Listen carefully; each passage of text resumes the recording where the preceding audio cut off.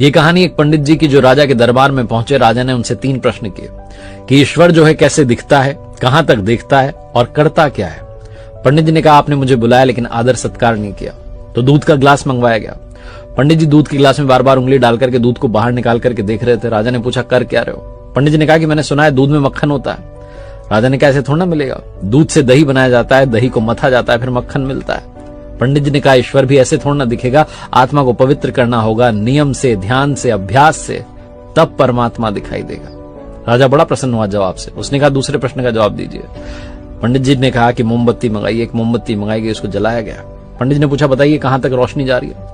राजा ने कहा कि हर तरफ जा रही है, चारों तरफ। पंडित जी ने कहा बस यही, परमात्मा भी चारों तरफ देखता है, हमारे हर कर्म का हिसाब उसके पास है। फिर राजा ने कहा कि तीसरे प्रश्न का जवाब दीजिए, ईश्वर करता क्या है। पंडित जी ने कहा आप गुरु बनकर के पूछ रहे हैं कि शिष्य बनकर के। राजा ने कहा शिष्य बनकर के। तो पंडित जी ने कहा कि आपका गुरु तो नीचे खड़ा हुआ है। तुरंत राजा ने पंडित जी को जाकर के सिंहासन पर बैठाया और खुद नीचे जाकर खड़ा हो गया।